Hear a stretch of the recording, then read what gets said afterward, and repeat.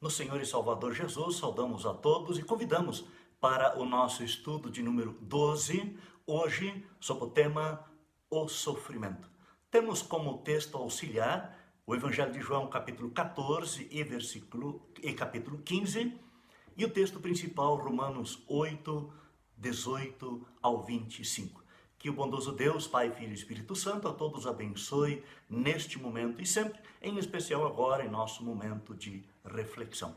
Lemos o texto de Romanos 8, 18 a 25, onde temos escrito: Porque para mim tenho por certo que o sofrimento do tempo presente não pode ser comparados com a glória a ser revelada em nós.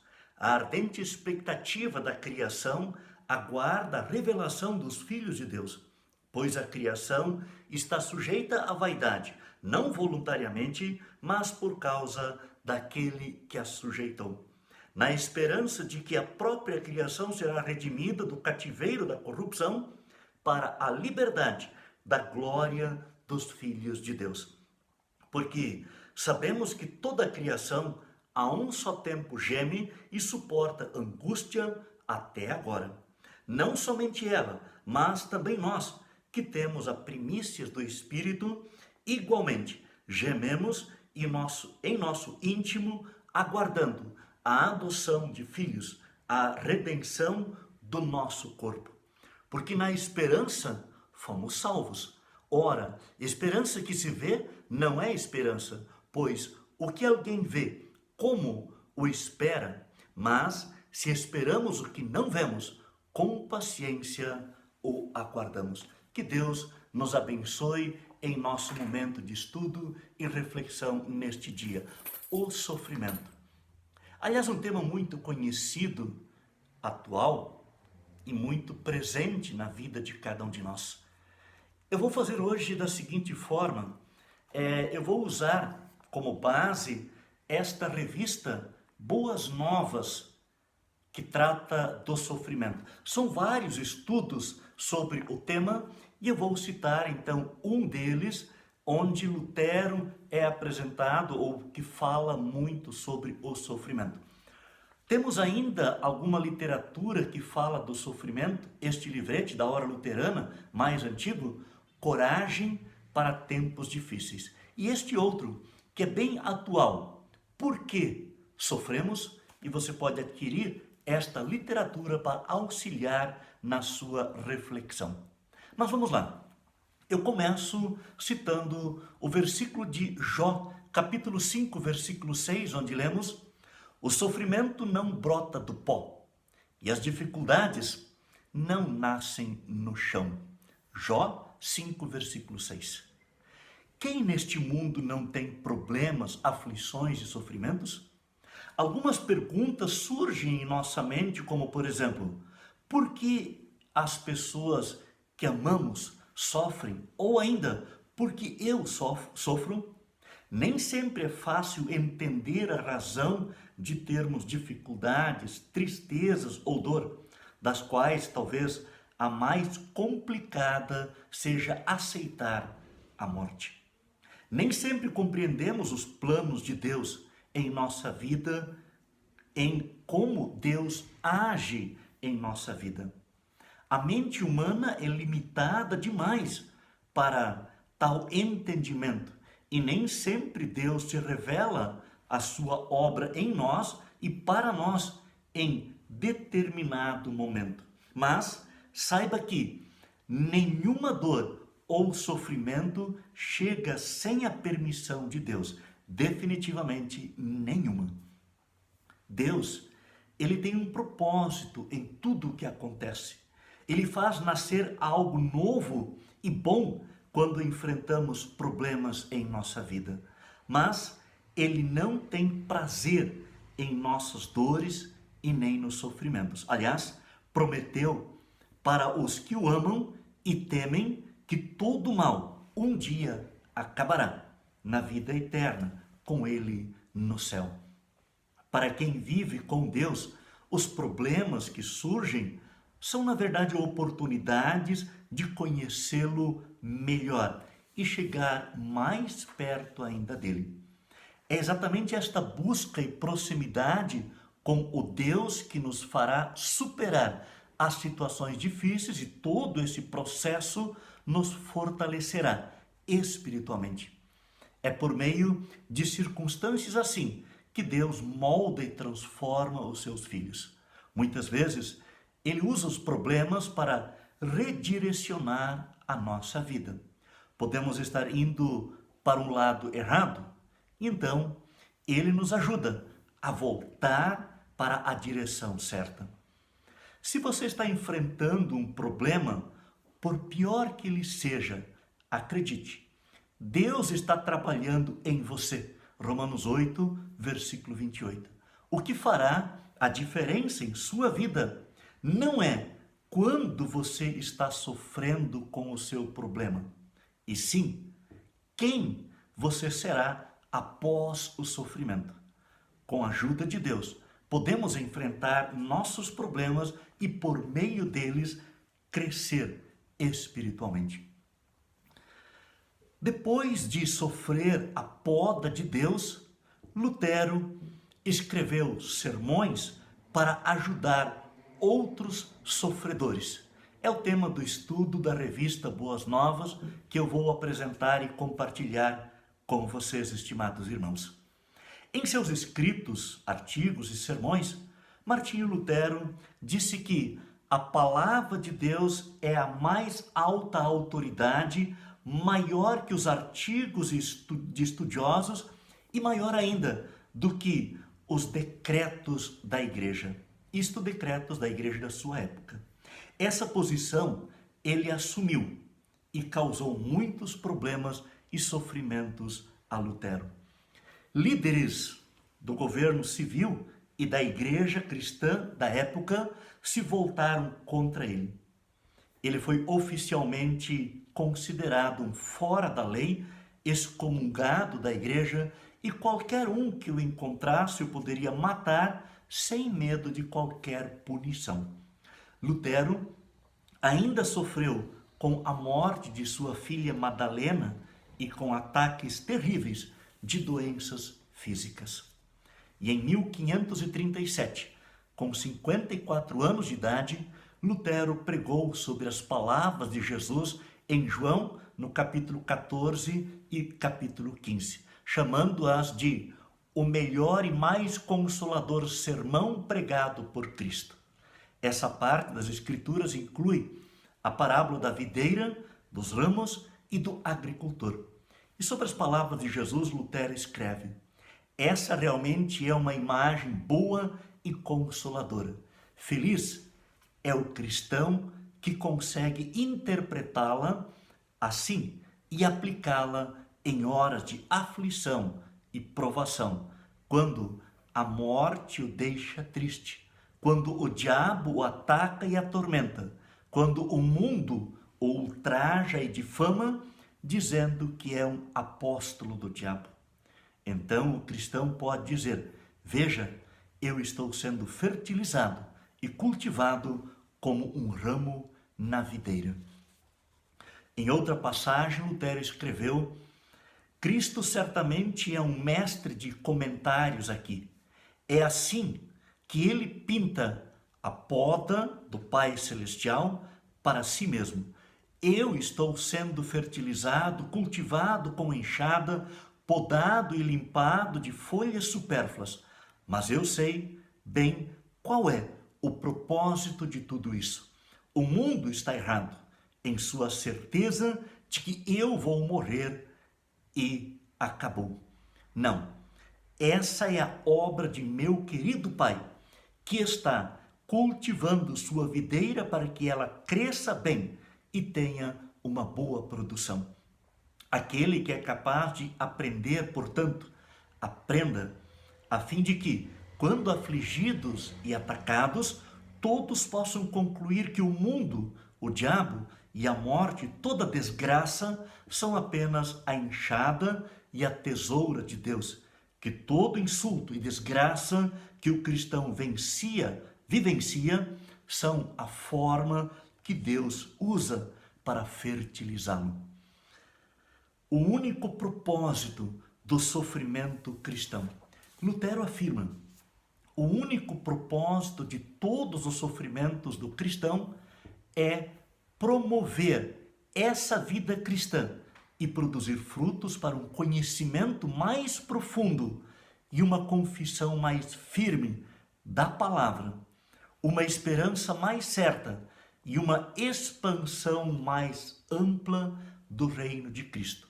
O mundo, com certeza, quer nos fazer mal, mas ele não faz nada mais do que o que a igreja canta a respeito dos mártires. Sem saber, eles nos guiam para alegrias eternas.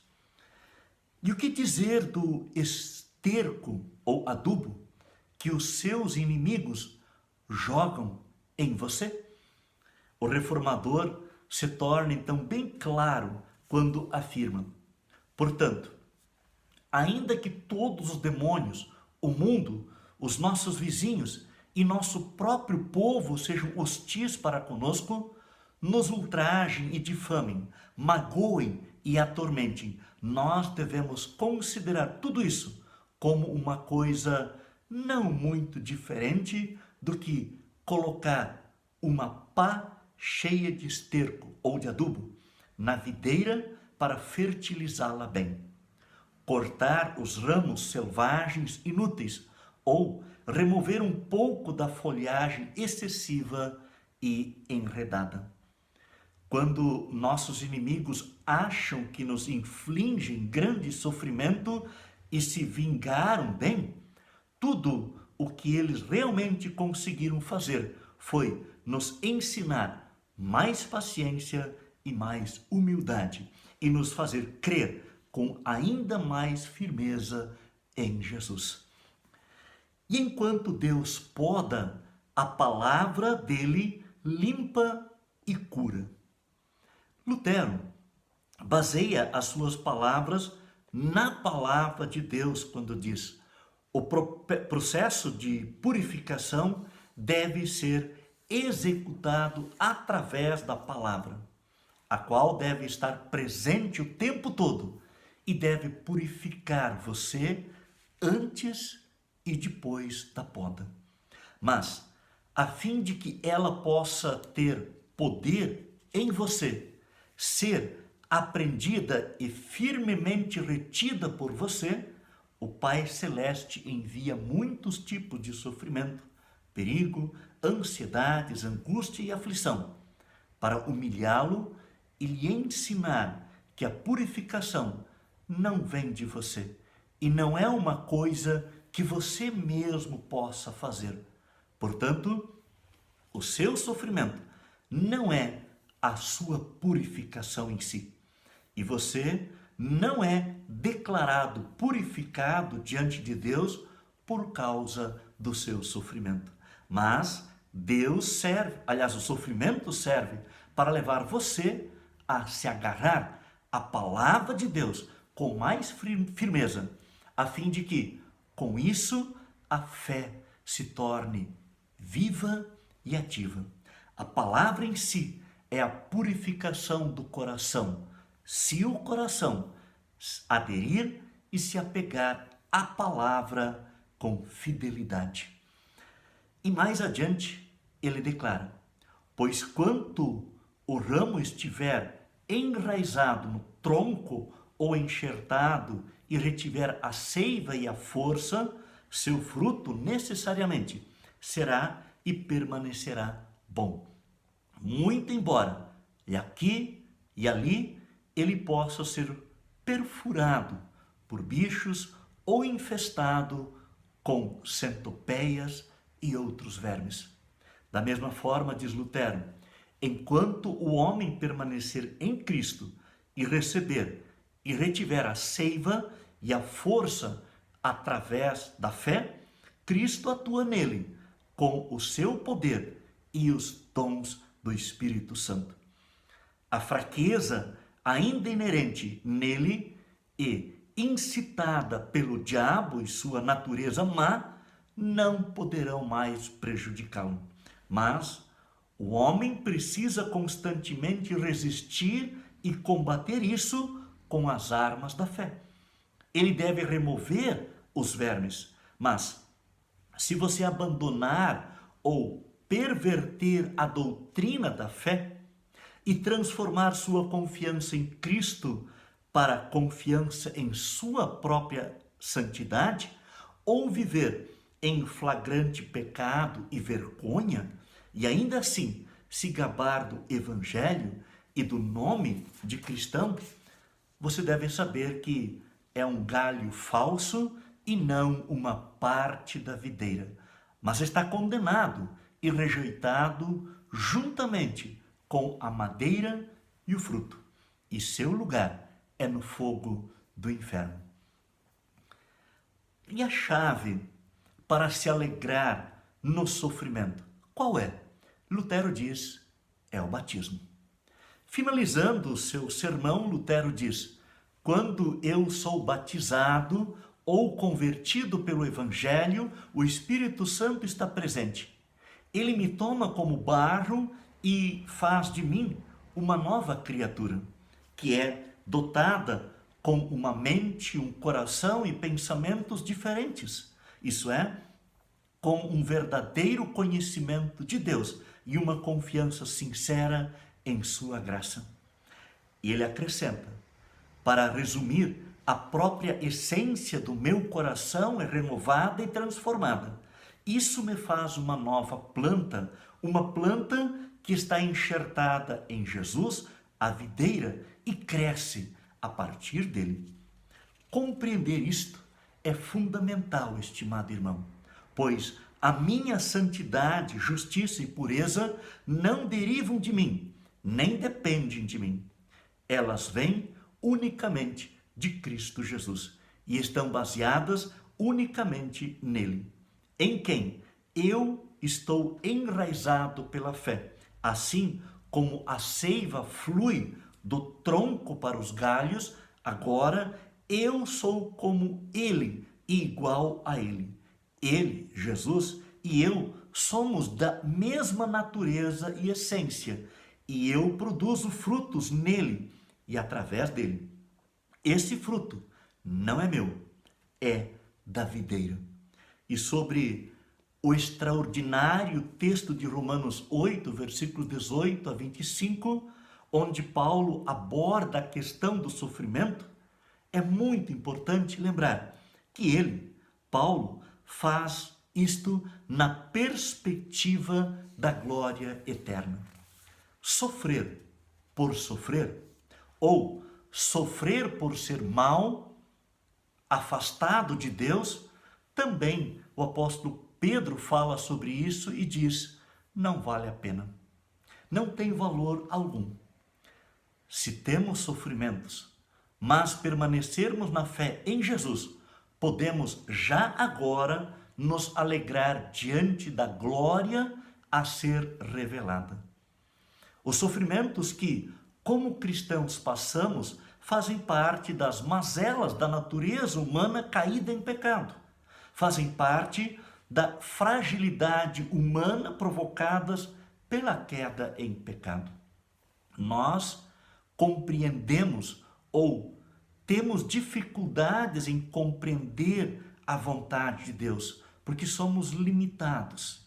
E ao não compreender perfeitamente a vontade de Deus, nos afastamos dele. E nisto pecamos e por isso sofremos. A mais, ou melhor, aquilo que eu poderia saber e fazer melhor, sim, eu posso fazê-lo. Deus então já nos ensinou isto nos 10 mandamentos. Mas, como eu não prestei muita atenção na época na explicação do pastor da instrução de confirmandos, agora estou aí. Nos metemos em confusão por nada, arrumamos toda sorte de problemas e não queremos assumir. Erramos, pecamos e a culpa é minha. É eu que sou o pecador. Por isso, estimado irmão, peça ajuda de Deus para compreender a sua palavra. Leia ela com mais dedicação e você vai percebendo que é muito melhor viver em comunhão com Deus, fazendo a sua vontade. Viver pela fé em Jesus. E os sofrimentos? Bom, eles vão continuar fazendo parte da nossa vida, pois eu e você ainda estamos no mundo. E diga-se de passagem, que mundo que vivemos nestes dias. Mas a nossa perspectiva de vida, ela não está limitada a esta vida, a este mundo. Está focada na eternidade, na glória com Deus nos céus. O nosso olhar está voltado para a eternidade, porque na esperança fomos salvos, diz Paulo no versículo 24. E esta salvação nos dá forças para viver esperando o que não vemos. Com paciência, então, o aguardamos. Versículo 25. E para concluir, eu cito ainda um versículo bíblico de Lamentações, capítulo 3, versículo 25, onde lemos Lamentações 3, 25.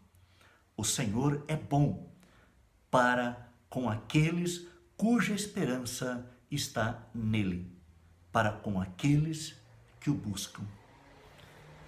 Dia destes, a família estava em casa revendo alguns álbuns de fotografia.